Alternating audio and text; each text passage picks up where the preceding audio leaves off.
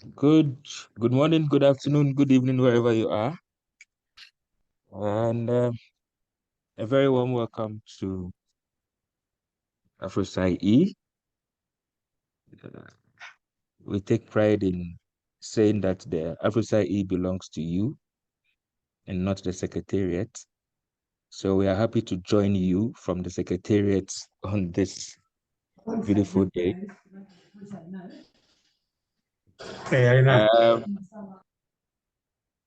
Right.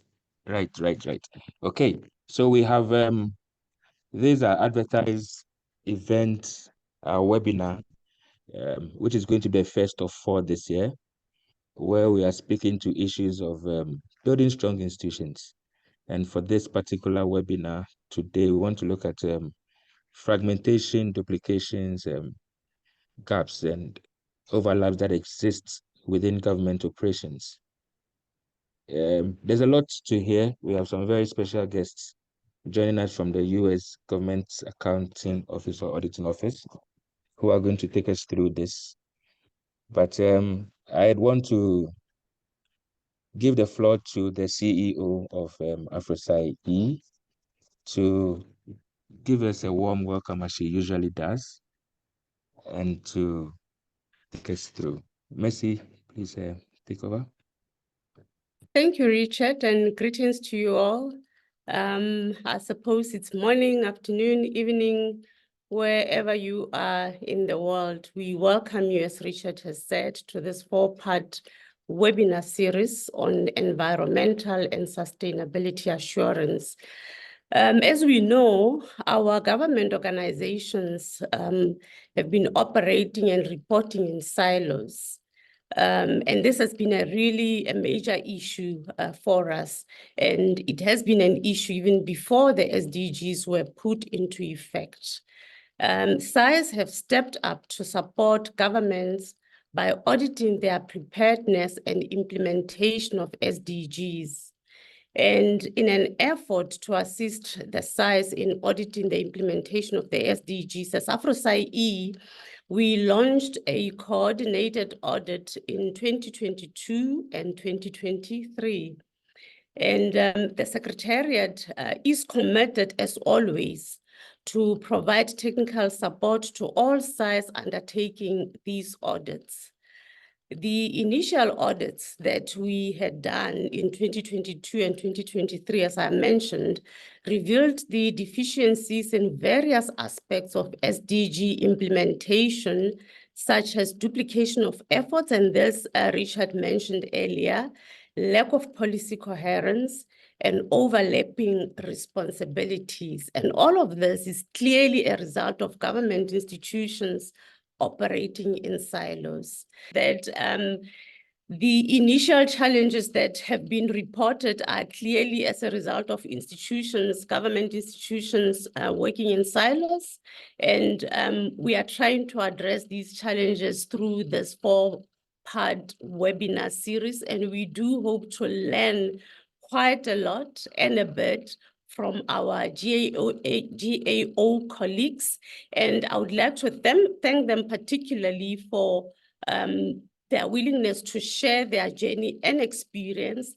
And I have it under good authority that you are also willing to go this mile and journey with us and make sure that someday when we grow up, we are where you are. Thank you very much, and thanks for those that are joining us. And please feel free to ask questions. We might not be able to respond to all of the questions, or they might not be able to respond to all of the questions, but put your questions on the chat and we will make sure that they get to them and we share the responses to the questions with you one way or the other. Thank you very much. Happy listening. Thanks a lot. Over to you, Richard. Well, thank you so much, Mercy, for that very inspiring opening to us. Colleagues, we have scheduled this not to take too much of everybody's time. We know we have a lot of things to do, but this is an equally very important event. We're hoping to be done within 60 minutes, that's exactly in an hour. So we are going to cut a lot of the fancy stuff, if it's okay to put it that way, and then go straight to the point. I just want to introduce to you the guest speakers for today. They'll do a better job at introducing themselves, really. But for purposes of being a host and having to do this, I think I'm going to hand over to Patricia and Susan, who are very experienced people from the GAO. They have done a lot of work on this fragmentation, and they're going to share the experience with us. They're going to help us through this journey and help our auditors on how to assess this very important part of government operations. So without saying much, I think Trish and Susan, you can take it up from here. Thank you, Richard, and thank you all, and thank you, AFROSAI-E, for inviting us to talk with you today. I'm Susan Murphy, and I'm here with my colleague, Trish Powell.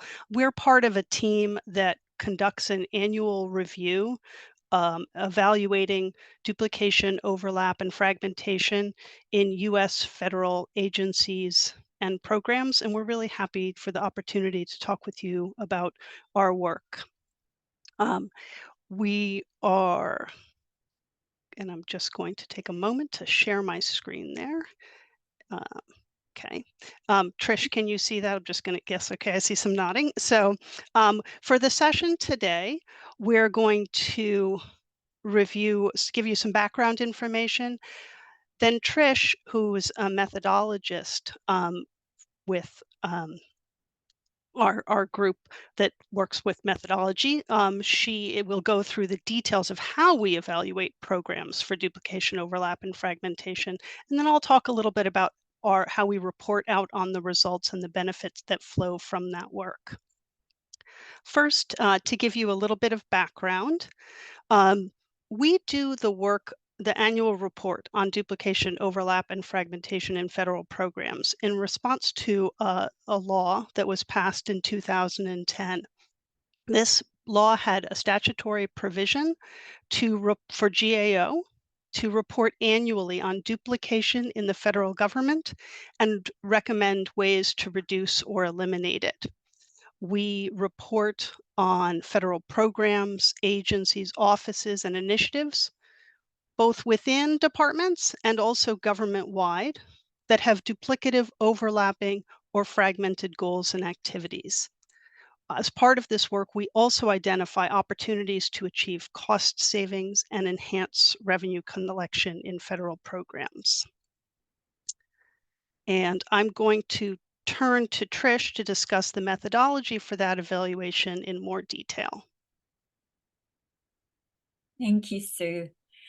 On the screen, everyone, is the cover of GAO's guide for conducting our reviews of duplication, overlap, or fragmentation in the US federal government. I believe you've already received a link for a copy of this guide, but if it's not handy or you'd like to share it with others, it's also available on the internet.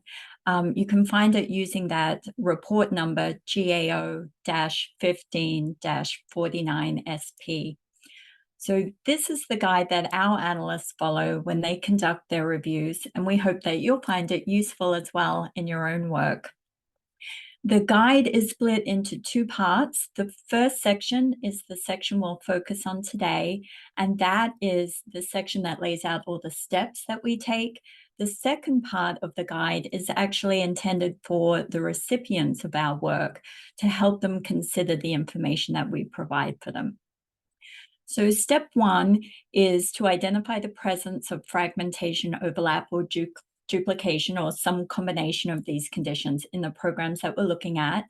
And I'm just going to let you know, I will probably slip into saying the acronym DOF occasionally, which we use as a kind of shorthand for all of those terms: duplication, overlap, and fragmentation.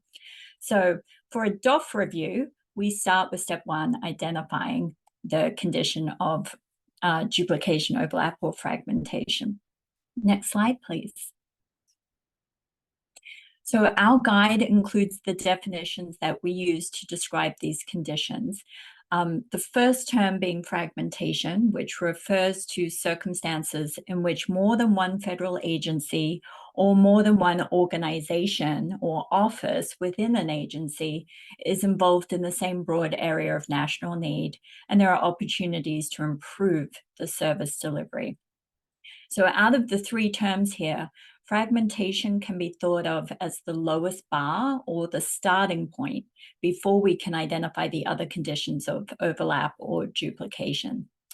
So as you all know, we can frequently see fragmentation across the federal government because we have a very complex policy and programmatic environment. So we have lots of government offices tackling what can be very large or complicated topics like environment and sustainability issues. We can imagine that there could be potentially hundreds of officers at any one time tackling different aspects of a topic like that. So things like setting standards, doing research, education, federal government programs, providing financial assistance to invest in sustainability, these kinds of things. So any of these specific subtopics could involve multiple agencies. So we could have the opportunity to see the condition of fragmentation here. The next term, overlap, occurs where multiple agencies or programs have similar goals, engage in similar activities or strategies to achieve them, or target similar beneficiaries.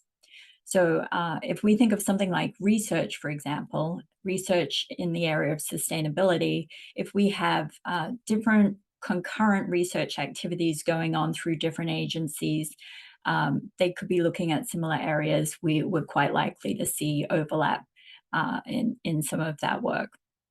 Then duplication is a subset of overlap.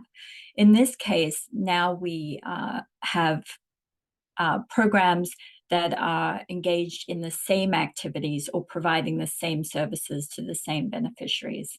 So if we use our research example again here, in this case, for instance, if there are two or more research efforts that are potentially looking at exactly the same topic, perhaps through different agencies, you could imagine that happening where they perhaps don't communicate their research efforts.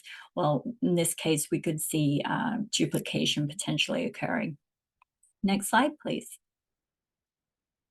Okay, with those definitions in mind, the first thing we do when we start a fragmentation, overlap, or duplication review is we start setting the scope for our review. Sometimes at GAO, we receive direction from, say, a congressional mandate that will ask us to look at a specific set of programs or a specific topic and report back, say, on any duplication that we may find. Sometimes that's because our requesters have an interest and suspect that there may be duplication going on, and they just want to get a better sense and a better picture of what is happening. But if there is no preset direction, our requesters may have more of a broad topic interest and they want us to set the scope. We will generally consider the kind of concepts that are on the screen right now because they relate to sort of the purpose of a program, the way a program is structured, set up, and operates. And we can use these kinds of lenses to think about our topic and help us narrow down which programs we want to include in our review. You can imagine that if we take a particular lens over another lens, we might include some programs and not others. So for instance, if you are looking at beneficiaries and target populations, you might look to agencies that specifically support those target populations. For instance, something like Veterans Affairs in the US, if you are looking at veterans issues as beneficiaries. But if you were looking at something like budget structures and appropriations, you might look to programs where the bulk of the funding is flowing on a topic. So in that case, you might be steered towards agencies that receive the largest amounts of funding. So they could include different programs. So the choices that we make right at the start, setting the scope, help sort of direct the programs that we're going to include in our review. Next slide. So once we have our approach decided, we then want to make a list of all the programs that fit inside that scope. And there are a range of source materials that can help us to develop that list. We'll often look to legal sources, such as authorizing and appropriating legislation for programs. We will look to agency sources very often because they are great sources of things like budget documents and financial reports, and a whole range of performance documents, for instance, strategic plans and performance plans and internal evaluations and even organizational charts are all very helpful. We also look to their data.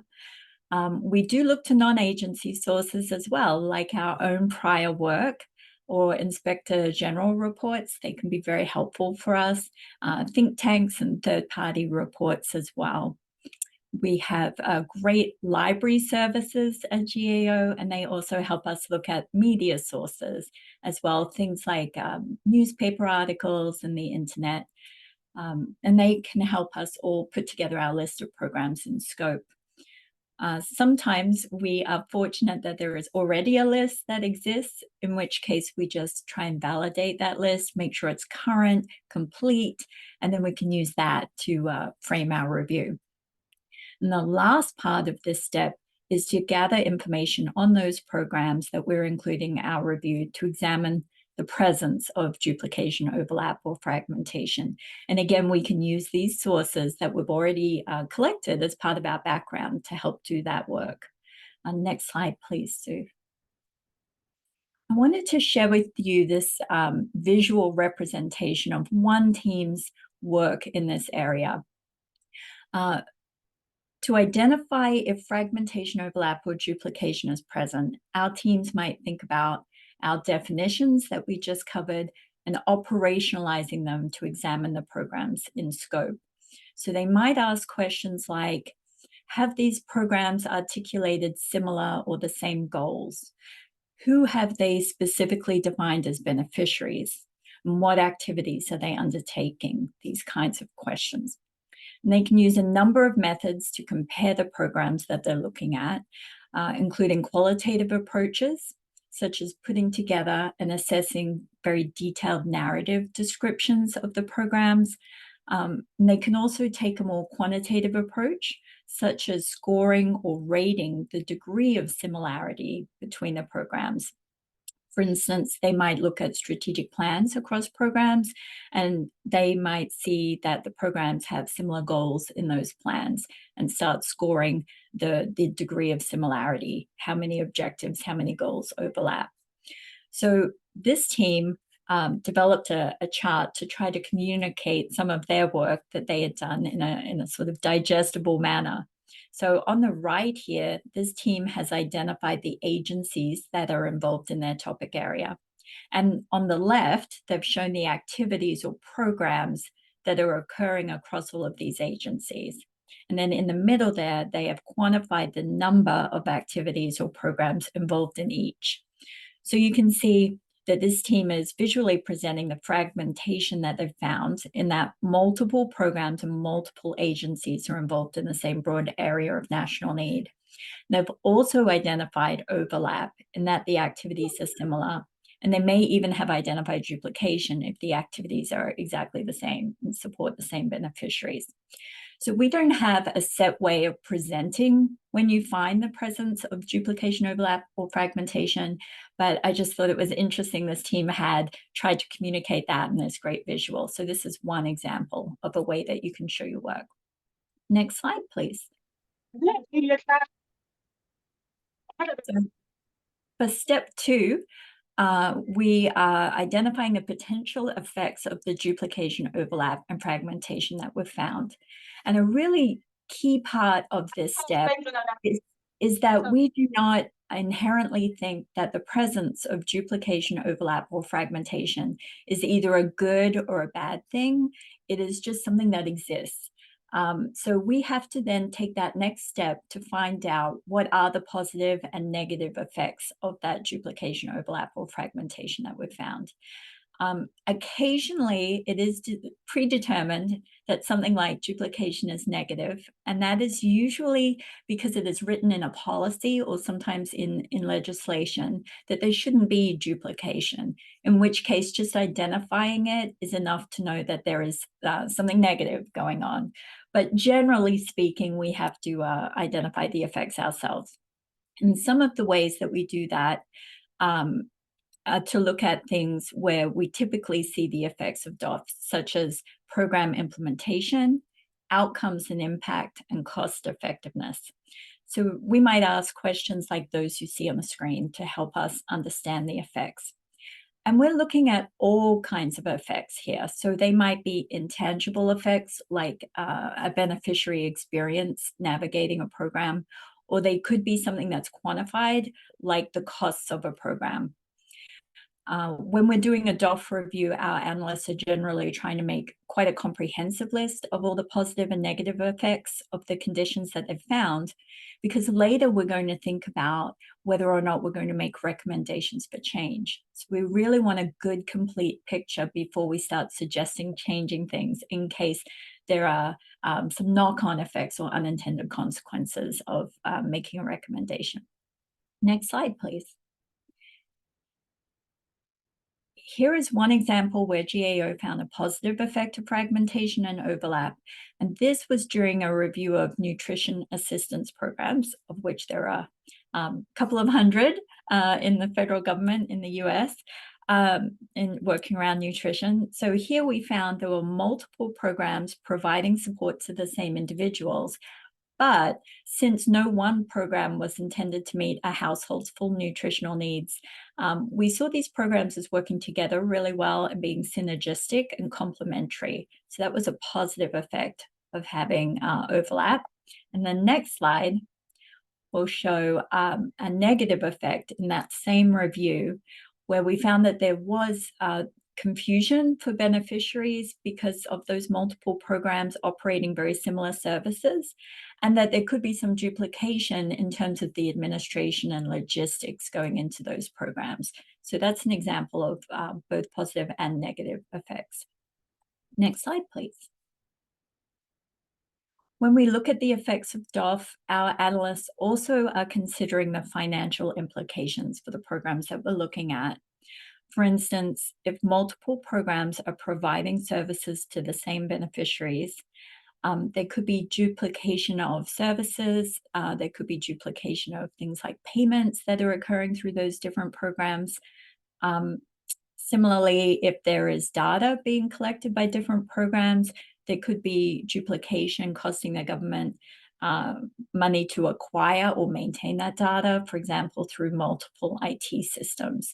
So as we're doing our reviews, we're always building in these considerations of collecting information about the financial implications of the work and considering not only the presence of duplication, overlap, and fragmentation, but always potential improvements that could be made around the efficiency of government operations.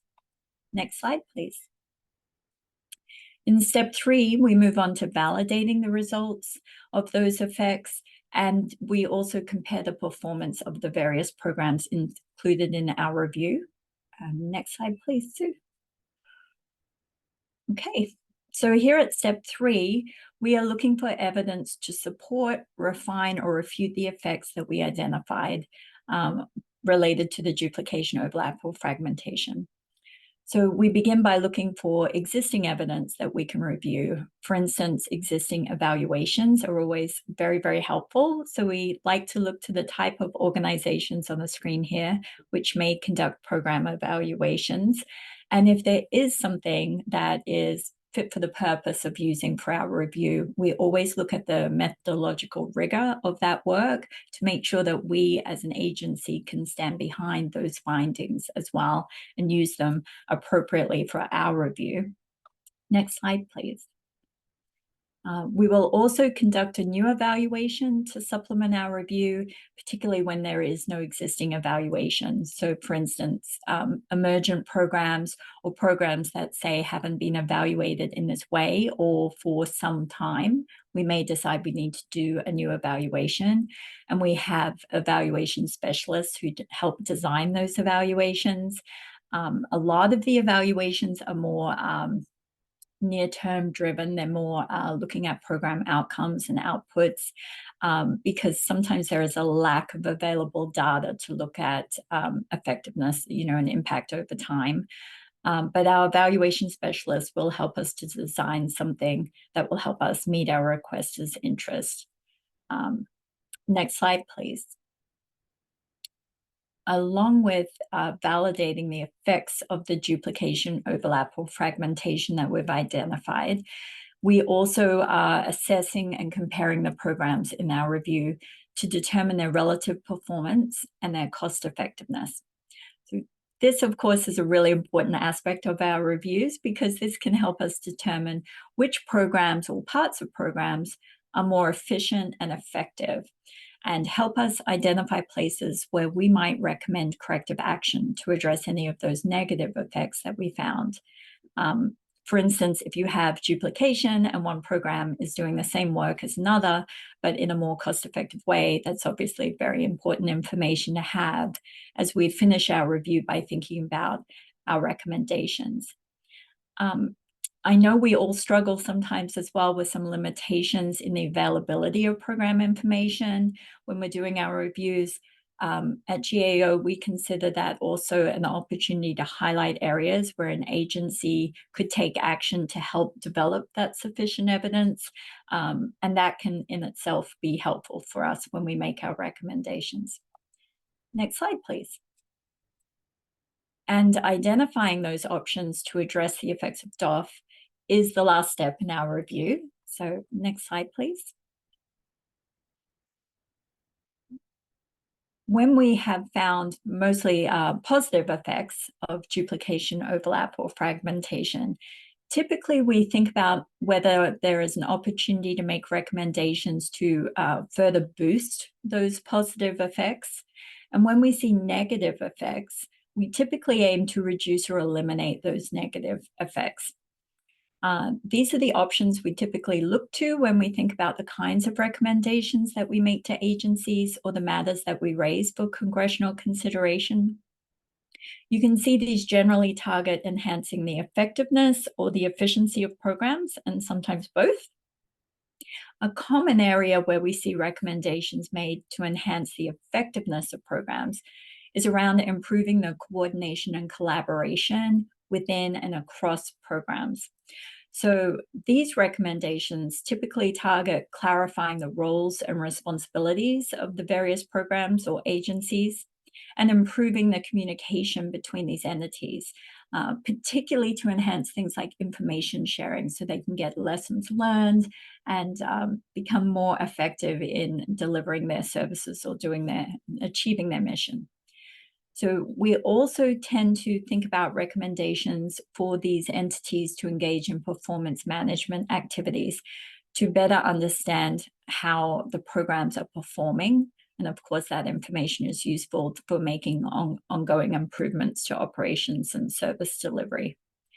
Now, when we think about efficiencies, we generally are thinking about 3 different areas where we might make recommendations. One is restructuring government organizations and operations. This is usually to eliminate things that are considered outdated or ineffective, like policies or updating and modernizing our programs. For instance, we see things around consolidating facilities and programs, streamlining, re-engineering operations and processes, all of those kinds of things. Another area that we think of for efficiencies is implementing process improvement methods and technology improvements. So here we might look at things like correcting bottlenecks, errors. We have lots of acquisitions programs. We have maintenance, particularly in our defense areas. things like that. So we will often look at seeing how we can invest in technology updates where it's going to prove cost efficient, or revisit those processes. And then the third area here that we will think about with efficiency recommendations tends to be around implementing a strategic approach to spending. So we will often ask entities to get a better picture of their spending through spend analysis. We might ask them to think about doing things like cost-benefit analysis for various initiatives that are going on. So this can help them get a better picture on the choices that they're making and future direction. And acquisition as well can fall under here, with things like taking an organization-wide approach to procuring goods and services. So there's a lot of options on the table there, and the best option will always be tailored specific to the review that we're doing. So it depends on the specifics of what we have found, both positive and negative. And we also try to think about root causes. So we really want to think about where we can target recommendations to have the greatest impact or help them move the needle as much as we can. So that is a kind of rapid overview of our evaluation guide. I'm looking forward to questions, but for now, I'll hand it back to Sue. Thank you, Trish. So as you might imagine, this is a substantial and ongoing effort that's ongoing throughout the year at GAO in order to look at duplication, overlap, and fragmentation across the federal government, which we do every year. We need to coordinate our work with audit teams across GAO. As they examine specific agencies and programs, we ask them to look out for evidence of DOF. When DOF issues are relevant to their audit objectives, we work with them, and Trish works closely with the teams to apply the audit methodologies that she just described so that we can identify those issues. And why do we do this? Trish has already explained some of the benefits in terms of improved efficiencies and effectiveness of programs. But as you can see here in our annual reports, we have identified between 2011 and our 2023 report, which we issued last June, GAO has identified 1,885 recommended actions for Congress or executive agencies to take to make improvements to better manage duplication, overlap, or fragmentation. And some of these also have potential for financial benefits. And in 2023, we reported that actions agencies in Congress have taken on our recommendations in these areas have resulted in approximately $600 billion in financial benefits. We, as we make these recommendations, we also track and report each year on the status of the matters and recommendations in our DOF annual reports. This helps to bring attention to the issues we've identified and the improvements that agencies in Congress can make. And that attention can help spur Congress and agencies to take actions and implement those recommendations. In 2023, we reported that Congress and agencies have fully or partially implemented 73% of the 1,885 actions that we've identified through this body of work. You can see in the slide that there were a little bit less than 400 actions that were open and not addressed at that point. I believe that 100 of those were actions that we had recommendations we had made within the prior year. And so sometimes it does take some time for agencies and Congress to take action on our recommendations. Another benefit that flows from our work is the financial benefits that Trish mentioned and as you heard, it was nearly $600 billion in 2023. As we track the status of our recommended actions, we also look to estimate the potential financial benefits that could flow from their implementation. And we look to confirm that the realized financial benefits once action is taken. We draw on a variety of sources to make these estimates. We want to the extent possible, we want the sources of that information to be independent. In the US, there are several resources that we can use.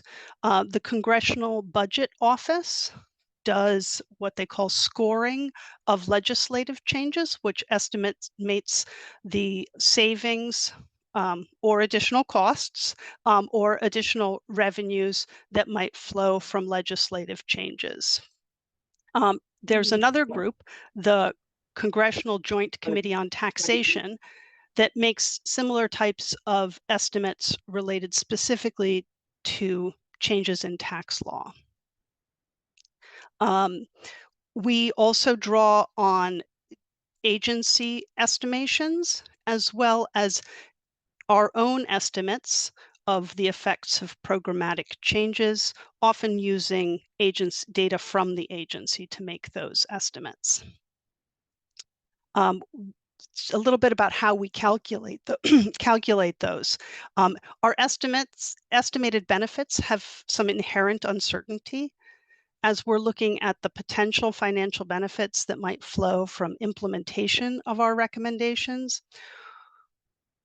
We know the specifics of the recommendation we made, but we don't know exactly how the agency is going to implement that. So we need to look back.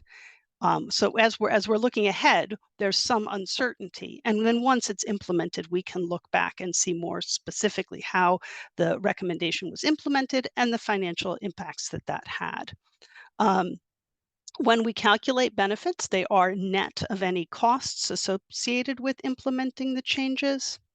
And one thing to highlight is that financial benefits are not always related to direct savings. Sometimes it entails shifting funds from lower to higher performing programs. I wanted to describe a few examples from our 2023 report. These two on your screen now are examples of implemented actions. The first one relates to consolidation of federal data centers that resulted in financial savings. In this case, there were 22 federal agencies that have been consolidating their data centers to improve government efficiency and support the Office of Management and Budget's Data Center Optimization Initiative. And we reported that as of 2020, the Department of Defense had closed 46 data centers, resulting in savings of approximately $5.7 billion over the time frame of 2011 to 2021, according to agency reports. As Trish mentioned, the benefits aren't always financial. They can be improvements in the effectiveness of federal programs. For example, in 2023, we reported that 2 agencies that are involved in the US in the safety of the food supply, the Federal Food and Drug Administration and the Food Safety Inspection Service, these 2 agencies began regularly coordinating and communicating with one another about their testing methods and standards for drug residues, such as antibiotics, used in imported seafood. And these steps can help the agencies better ensure that they're taking a consistent approach to ensuring consumer safety and unsafe drug residues. This helps to break down some of those silos that can occur between agencies. Our 2023 report also highlighted examples of open recommendations. These are recommendations that we've made that Congress or agencies have not yet implemented. And one of the reasons we highlight these in our report is to bring attention to the benefits that could flow from implementation of those recommendations. And again, sometimes those benefits are financial, and sometimes they're in improved effectiveness of the program. So our first example was for Congress to direct the Secretary of Health and Human Services to equalize payment rates for a federal health insurance program, Medicare, between different settings. We had found that depending on the location of where someone had a certain kind of medical appointment, whether it was a doctor's office or a hospital outpatient department, they were getting payment, the reimbursement from the insurance was at different rates depending on the location, when the service was effectively the same. So we recommended equalizing the payment rates for those two different locations. And we estimate that if Congress took action on this recommendation, that there are potential financial benefits of over $140 billion over 10 years. And that's based on estimates from our Congressional Budget Office. The other example relates to a homelessness program. This was two agencies, the Department of Housing and Urban Development and the Department of Health and Human Services, providing additional information and resources to local communities that are providing services to youth experiencing homelessness. By taking these steps, these two agencies could improve the effectiveness of services by local communities and access to services for youth experiencing homelessness. This body of work covers everything really that the U.S. federal government does, a wide variety of programs. So we wanted to provide you here with some resources that are linked in your slides. One is to the duplication and cost savings body of work, where you can see all of our reports over the last 13 years. The second is to our most recent report, where you can see a wide variety of examples of the recommendations and matters for congressional consideration that we've highlighted. And the third link there is to the evaluation guide that Trish was presenting. The GAO director who leads this body of work is Jessica Lucas Judy, and her contact information is listed there in case you have additional questions. And as we mentioned at the very beginning, we are happy to take questions from the chat. And if we don't get to those, we'll try to get back to you as well regarding those.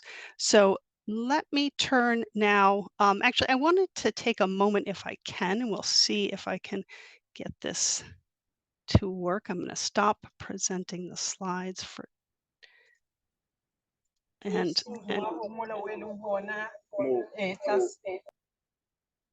see if I can. I'm going to just show. This is the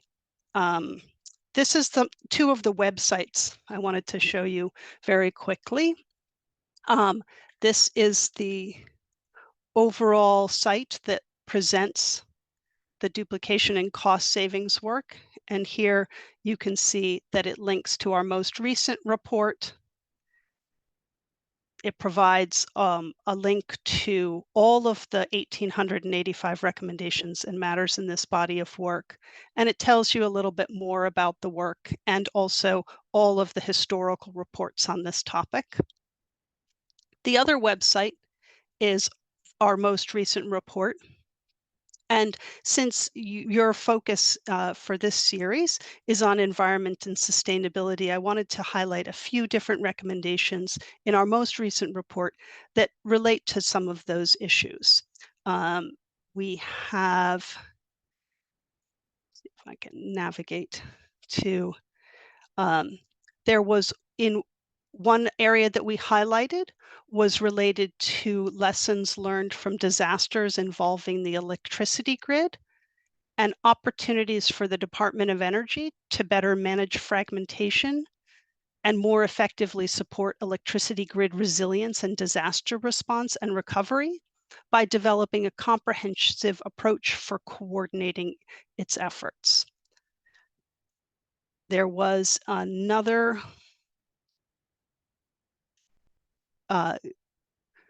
issue that we highlighted related to opportunities to assess risk and build earthquake resilience. And here we found that the U.S. National Institute of Standards and Technology can better manage fragmentation by improving coordination among the 4 agencies that contribute to the National Earthquake Hazards Reduction Program. We also in this report highlighted a recommendation that we had previously made related to federal efforts to advance recycling. And you can see that here in this section of our report. In this case, we found that the Environmental Protection Agency should develop a plan, an implementation plan for conducting a study and developing recommendations regarding the effect of existing public policies and the likely effect of modifying or eliminating incentives and disincentives upon the reuse, recycling, and conservation of materials. And with that, I'm going to stop sharing and see if we have some questions in the chat.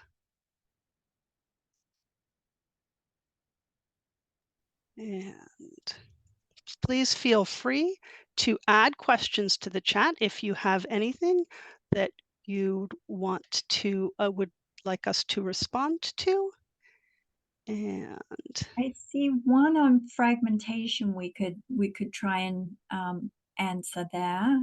oh, great. So this question is talking about, if I'm understanding correctly, a reorganization that happened. So we now have apparent fragmentation in that the office that was responsible for some of the work, it's now the work is split up into other offices under the Ministry of Agriculture and Ministry of Planning. It says here they're all separately operating, so where to start the assessment. Now, I would think that you are onto something here with this concept that you're already recognizing that the restructuring can bring about potential issues with coordination and collaboration between these different entities.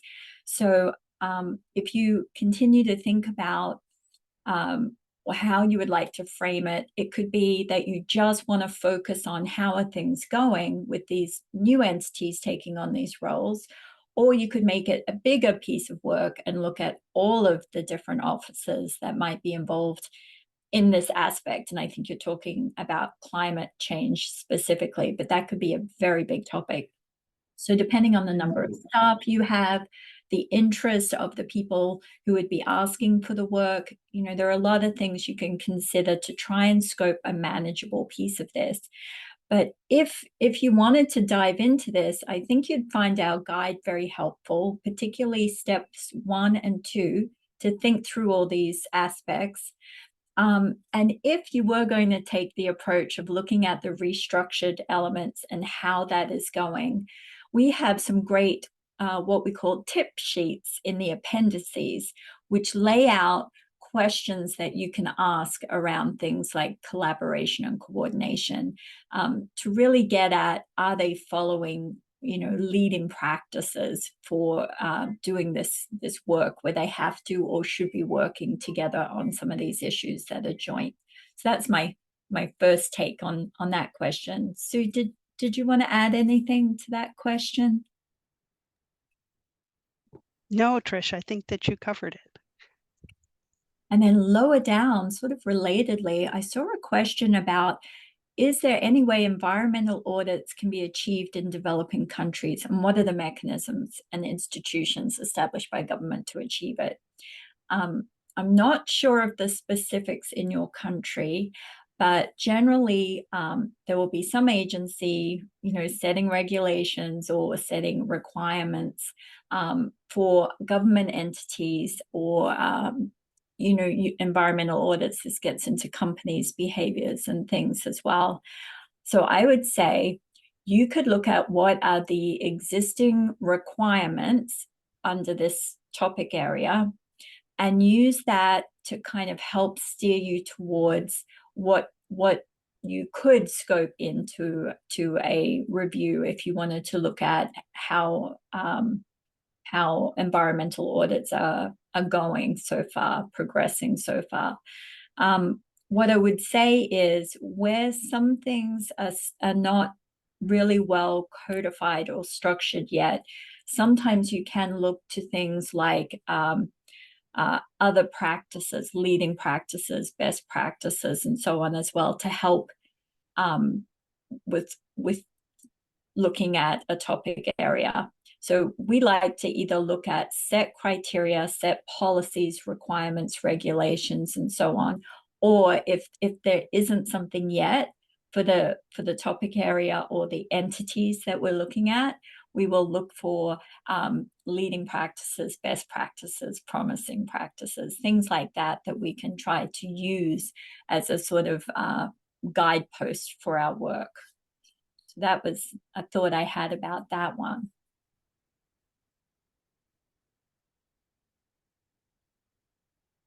Do the auditors use the whole of government approach? Whole of government, we love that, right? That's a great way of looking at things. I would say our audits are very tailor-made to the requirements that we have in front of us for that particular piece of work.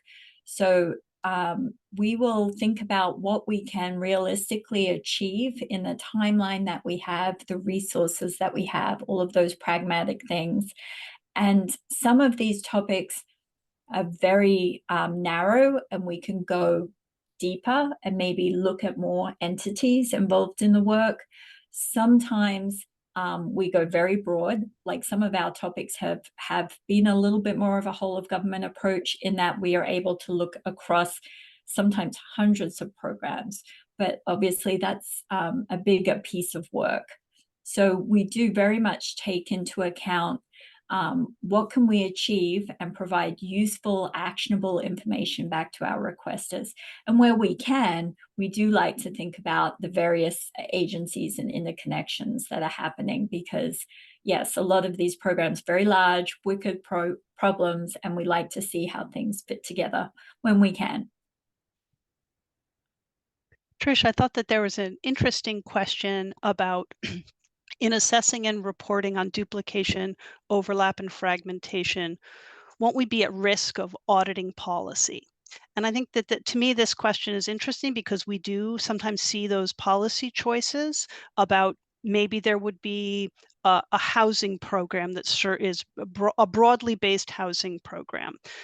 But then another program might be created that's specifically targeted to providing housing benefits for a specific group, like veterans.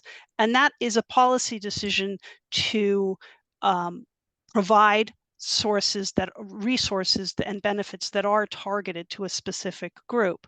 And I think in our reviews, what we would be doing would be looking at how are these programs working together and collaborating so that they know what one another are doing, they're operating efficiently, and they're leveraging one another as appropriate to make their programs as efficient and effective as possible within the parameters of the policy that has been passed. Do you have thoughts on that? Yes, I think that's a great explanation. And oftentimes the agency or the dictation of some of particular activities through policy is criteria for us to look at and make sure that they're even achieving that appropriately, like that they are following their own policy. Not very often, but sometimes we actually do policy reviews as well. It's just not as common. So we do what we are sort of trying to achieve on that particular piece of work. But Sue, I think you absolutely hit it with the bulk of our work and the way that we look at that. Well, how are you able to influence policy change is a great one right there. So do you want to take that, Sue? Certainly. So generally, GAO as a non-partisan and non-ideological agency, we generally don't try to influence policy except to the extent that it is grounded in statutory requirements, regulatory requirements, or principles of efficiency and effectiveness.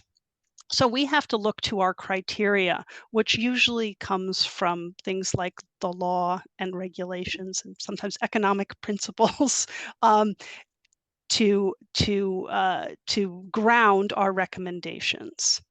But one way that we do influence, I don't know so much, I guess policy change are the matters for congressional consideration that we make, which are recommendations for changes in the law.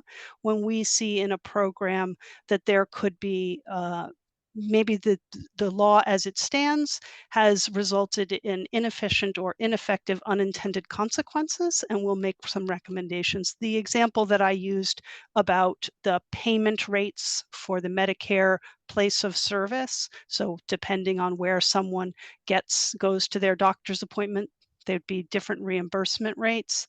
That was an example where we've made a recommendation for a change in the law to improve effectiveness and efficiency of government programs. Mm-hmm. And we have a question about what do we do if recommendations are not implemented? And on the positive side, I want to start with a plug for sometimes agencies actually make change while we're still doing the work, because we're working very closely with the agencies to gather our evidence and learn about what they're doing. And sometimes they recognize that this is an area they can improve in, and it's actually quite urgent to them, and they make a change before we're even able to publish the report. So there are those great success stories like that. And other agencies, they always review our work, they comment on our work, and their comments are included in the report. And, sometimes they agree and they're happy to make change in line with our recommendations. Sometimes they do not agree. And then we have a couple of different levers we can pull. And Sue, do you want to talk about how we do follow-up and all of that? Certainly. For all of our recommendations that are not yet implemented, every year we follow up at least once a year with the agencies to ask about their implementation status. Other ways, it's really, we have sort of the bully pulpit of, for example, this annual report that highlights the work and calls out the recommendations that have not yet been implemented and the benefits that could result if the agencies took action on those recommendations. And we found that that's pretty effective in drawing attention to these issues and getting action from both agencies and Congress. I see that we are just about at time, and I want to be respectful of all of your time, especially for those of you who have joined us who it's late in the day. Appreciate you coming. And Richard, shall I turn it over to you for any closing remarks? Thank you all for having us. No, thank you very much, Susan and Trish, for such an amazing presentation. Now I wish we didn't set the time to an hour. I wish we had put it to like 2 hours so we could go more into the question and answers. But having said that, we are so grateful. Thank you so much. And thank you, colleagues, for the questions you brought in. I think we are still going to keep our lines open with Susan and Patricia. So you can reach out to us at AFROSAI-E with your questions. We'll push it out to them. And then we will try and make sure that at least if such answers come, we push them back to you. We have posted in the chats area a connection to the website where you could find the presentations made. And then I'm also assured there would be there'll be a recording available on YouTube and other channels that will be communicated to you. Yes, there you go. to be communicated to you. So you can go back and listen to this. But I think it's very, very, very interesting, the things we've heard you do. I see a lot of opportunities in what we can pick up here in our region. There are very interesting comments coming out, especially the issue around auditing policy, which is quite a challenge for us, because you stand a very huge risk of touching on policy and getting nothing done by our governments. But of course, we have the lessons and we have the benefits that comes out of this. So we will take it up and move it a lot more forward. We're also very grateful for taking time off your very early schedule. We know it's quite early where you are. Thank you very much for taking time off to share this with us. And for our colleagues coming in, I see a colleague from the Vietnam. Yeah, now that's beautiful. Thank you so much. Thank you so much, all of you. We expect a lot more comments to come from you in terms of questions, and then let us take action. Even if we are unable to audit policy, we should be able to trigger changes in policy by identifying these huge opportunities within government. So having said that, I would like to thank all of you and still make an advertisement for our next webinar. We should be, just keep your calendars closed around May. We'll have a next one in May, and we are going to delve into another aspect of environment and sustainability assurance. We have issues running around sustainability reporting. So just keep your calendars open and be on the lookout for these adverts that will come. However, if you have things you need clarification on, especially around sustainability reporting and issues, you could also send it through to AFROSAI-E, info@afrosai-e.org.za. We would get these, we would push it out to our guests, they would address them, and then I'm sure we'll have a very good time. Yes, info@afrosai-e.org. That's where you can send your issues. You can also send a few questions on this as well. Thank you, not to take too much of your time. I wish you a very, very beautiful rest of the day, and let's get productive. Let's serve for God and country. Have a good night, and we'll see you another time.